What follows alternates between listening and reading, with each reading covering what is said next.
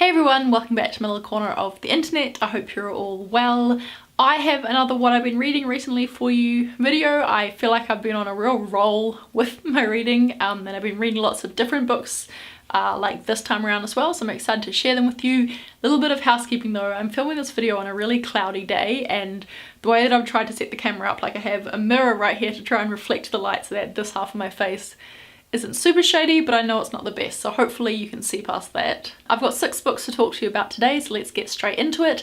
The first book is called No Exit by Taylor Adams, and it follows a girl called Darby. She is on her way from the university where she's studying back to her hometown to go and visit her mum, who unfortunately is not very well.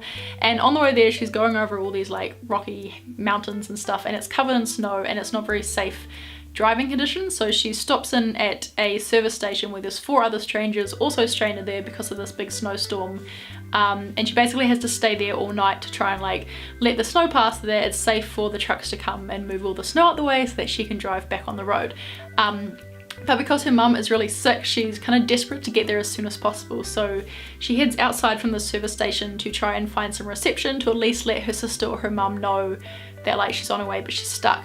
She doesn't find any reception, but on the way back into the service station, in one of the vans belonging to one of the strangers inside the service station, she thinks she sees a hand, and then it turns out there is someone inside the van that has been kidnapped. So she now has to decide, like, how does she save this person who is trapped in a locked van? Like, which of the strangers have kidnapped her and which of the strangers can she trust to try and help her like get this person like back to safety. This book is pretty intense because it only happens over the course of one night as Darby is trying to save this person from being kidnapped, so it goes into a lot of detail without being boring, but it still manages to be super fast-paced and intense, as I said, which I really enjoyed. There were a few points that I felt like what happened was a little bit predictable, but the way that we got to the parts that I thought was predictable was not predictable, if that makes any sense. I do also remember that this book had some pretty gnarly details in terms of injuries that happen, so maybe if you're squeamish, either like flip past those pages or maybe just avoid this book, because it definitely goes into a lot of detail in terms of like the accidents and stuff that happens. Next up is Sometimes I Lie by Alice Feeney. At the start of this book we meet the main character Amber, and she is in a coma and she's not sure what happened to her to get into the coma. She has a suspicion that it might be her husband because her husband is acting also very suspicious, but of course because she's in a coma she can't tell anyone. There are 3 different timelines that we're reading within this book as well. The first is present day Amber, where she's in the coma. The second is a week before the accident which caused her to get into the coma, and then the third is childhood diaries from 20 years ago.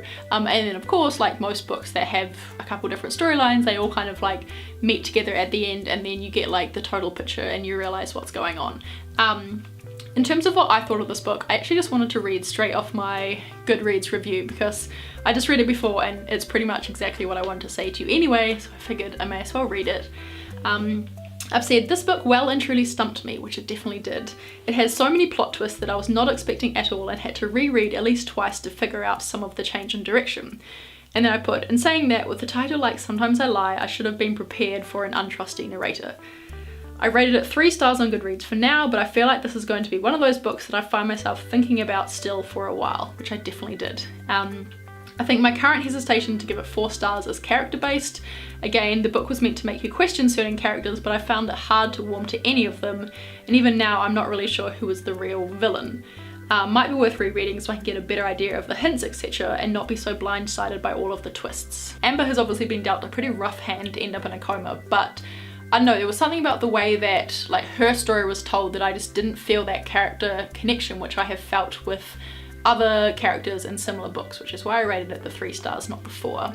And then next up is a book called After You by Julie Buxbaum, I think is how you say her last name. This book is definitely a slow burner, and I think it was quite funny because up until this point all I'd been reading for a while were like the crime suspense novels, and in After You I kept waiting for something like dramatic or suspenseful to happen because that's all I'd been reading recently.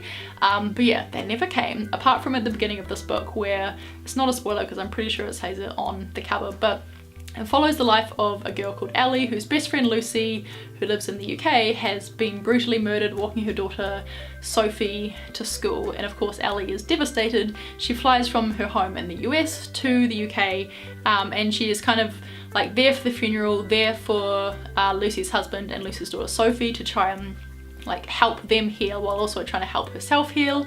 And then their family has quite a lot of like family problems and family secrets and stuff as well, and instead of dealing with her own family problems and her own secrets, she is trying to like fix theirs, I guess because she feels like that's easier than fixing her own problems. To a certain extent it's also quite raw in terms of like how the healing process goes when you do lose someone unexpectedly. There's like a lot of chapters throughout the book where things aren't sunshine and rainbows, and they're not trying to make it sunshine and rainbows.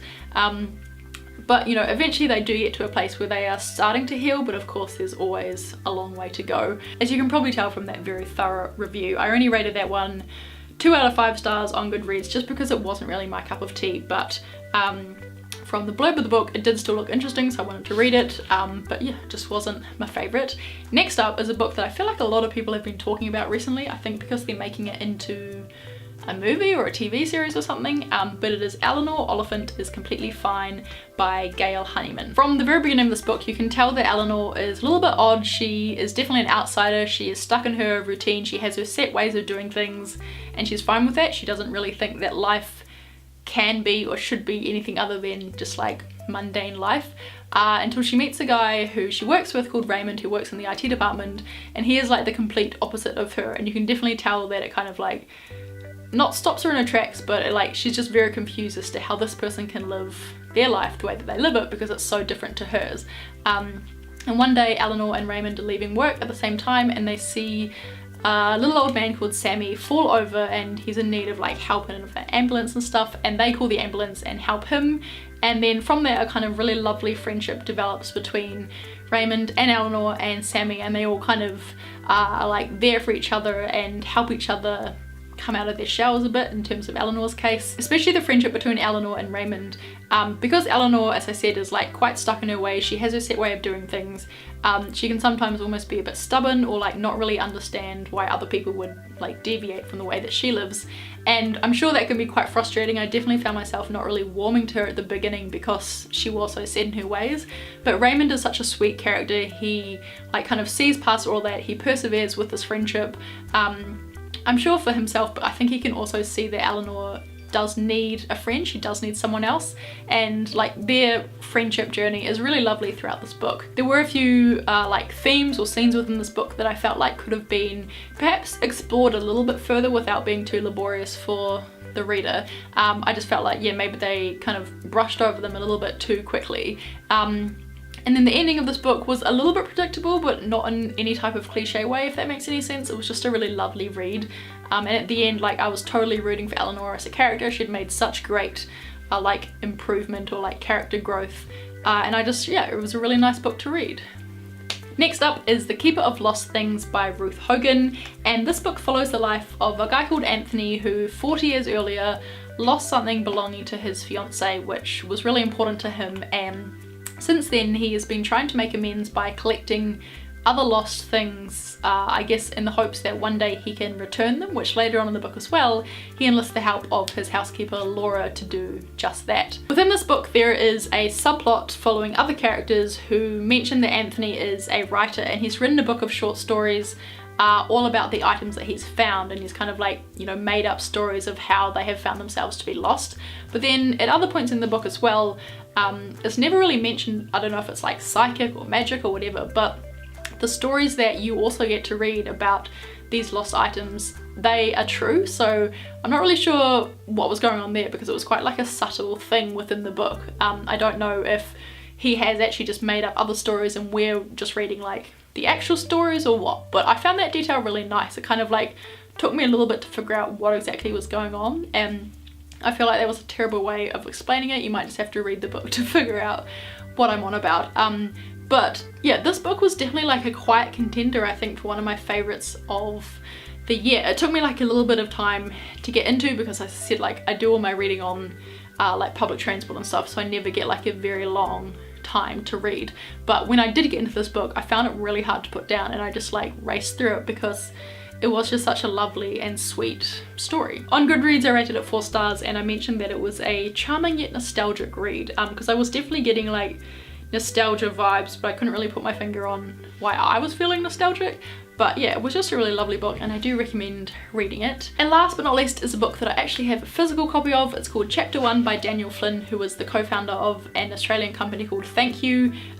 Their whole mission is to essentially end world poverty, and they sell a bunch of like water and food products where 100% of the profits of those products go towards like clean drinking water, sanitation products and things like that for people in third world countries. I came across them on YouTube in a video where they were launching a few new ranges of their Thank You, and then also they were also launching this book, and it's a really cool video. I'll leave a link down below if you want to watch it and find out a bit more about the company. It's like 7 minutes long and it's all done in one take, and it's just a really cool video, and it made me curious to find out a bit more about them, which is why I bought their book. And this is essentially, as the title would suggest, chapter 1 of their journey so far.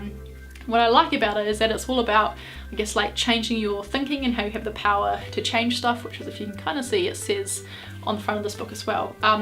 But one cool thing about that is that the book is actually written this way, if you can see that. So you look like a bit of a dick if you're reading it on public transport, because you look like you don't know how to read a book. But yeah, I really enjoyed it. I've heard feedback and seen feedback on Goodreads of stuff of people saying that the way that this book is written feels like it's like a really long motivational speech, which it definitely is.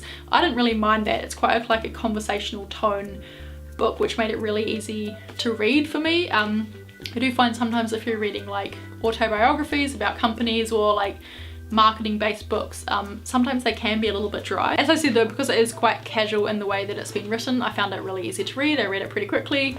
And yeah, I enjoyed it. I'm looking forward to seeing what this company do next. And again, I'll leave a link to the video down below if you guys want to check it out, see what they're about. And that is all the books that I've been reading recently. Please, as usual, let me know what you have been reading down in the comment section down below, because I do really enjoy finding new books to read and getting recommendations that way as well. Thank you very much if you have made it this far in the video. Let me know also if you have read any of the books that I've mentioned and what your thoughts on them were. I will see you all next week for a vlog. Until then, have a great week. Bye.